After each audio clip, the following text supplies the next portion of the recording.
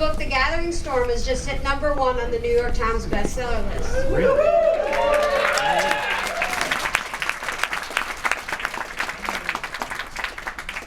Mr. Sanderson is known for writing a wide variety of books, from the hysterically funny kids series Alcatraz versus Evil Librarians to the wonderful Miss Bourne series. He is the hand-picked choice for the difficult task of finishing Robert Jordan's masterpiece Wheel of Time series, and has done an amazing job with the first 3 of the 3 final books.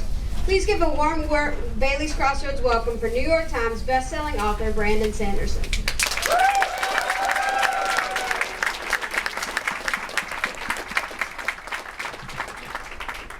Wow, thank you guys. Let's get this.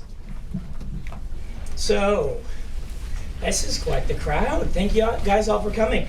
I got a phone call at dinner, and the phone call at dinner was to inform me that we had indeed knocked Dan Brown off the #1 slot. And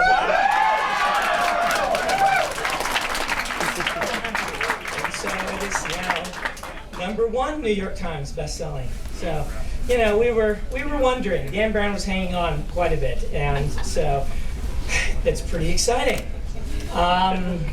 What we're going to do here is I'm going to do a short reading. We've got a lot of people who need to get books signed, and so I can't spend a ton of time up here, but I like to make sure that I give something, you know, a presentation. So we'll do maybe 5-minute reading and then about a 20 to 25-minute Q&A.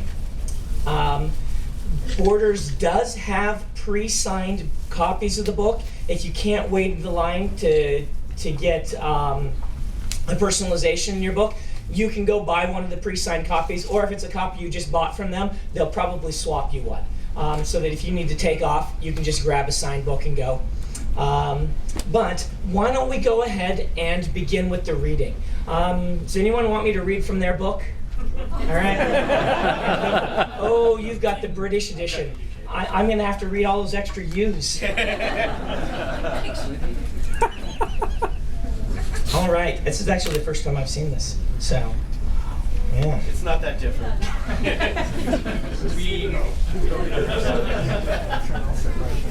So, I'm going to go ahead and just read from chapter 1. I read different parts every time, but I keep coming back to chapter 1 for a couple of reasons.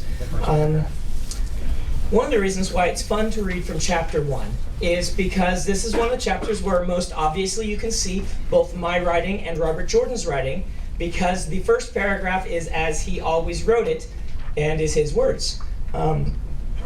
It was a very surreal moment when I sat down to work on this chapter. I worked on the prologue first, and some various other scenes scattered through the book, and then I sat down to write chapter 1.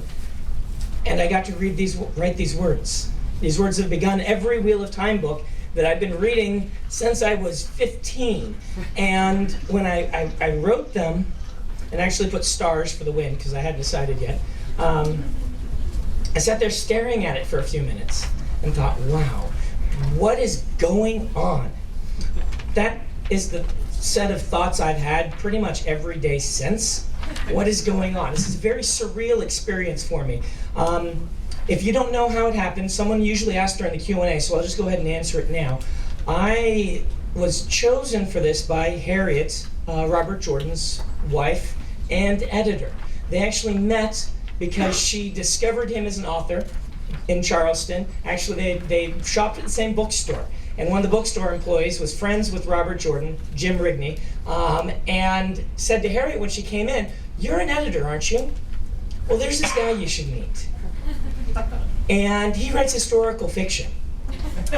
And he did. Robert Jordan started in historical. And she read his books and liked them, and she was one of the best editors in the business. She had moved to Charleston and telecommuted because she'd inherited her ancestral home there. And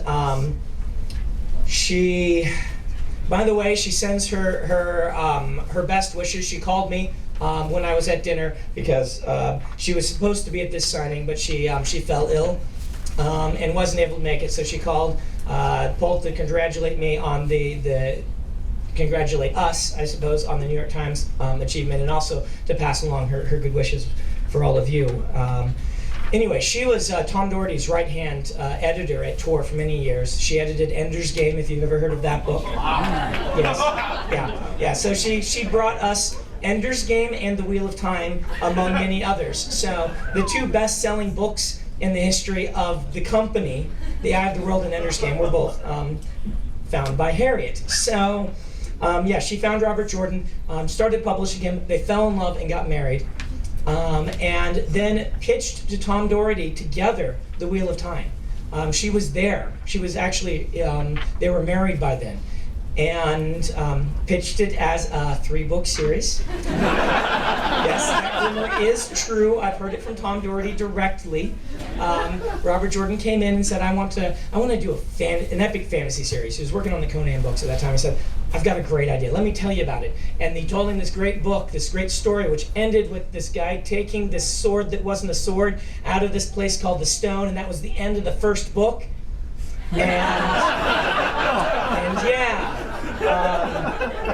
Tom Doherty said, well, why don't we sign you for 6 books? And Jim said, oh, I don't need 6 books. And Tom said, well, then you can write something else to fulfill the contract after you finish with these 3 books. Let's just sign you to 6. He says, Brandon, I thought I was being really smart. I thought I was giving him double the space he needed because I knew he liked to, he created these great epic stories, and I thought giving him 6 books, I was getting it covered, and lo and behold, here we are. Anyway, that's a great tangent. I'm great at those. That's why I write epic fantasy. Harriet, after Jim's passing, right before he died, he actually spent the last weeks of his life dictating.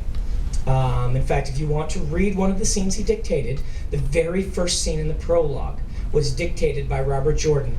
I believe it was the last scene that he dictated, and the last thing we have from him for The Wheel of Time is that scene, which is odd that it becomes the first scene, but that's just, he seemed to work on whatever he was passionate about the moment. He wasn't a linear writer, and you can actually see that in The Wheel of Time, because The Wheel of Time chronologically it jumps around. If you haven't realized this, he does a very good job of hiding it, but some chapters that take place right next to each other are months apart from one another. They're just happening in different parts of the world, and so you can't really tell. But anyway, he asked her to find someone to finish the series. He finally said, yes, I want someone to finish it. I want you to find someone. And she considered it a dying request. If you talk to people that were around her at the time, they said she seemed like she could not rest until she had found someone. And as soon as the day of the funeral, she began to ask, okay, we need to get this done. Who do you guys think? My name did not come up.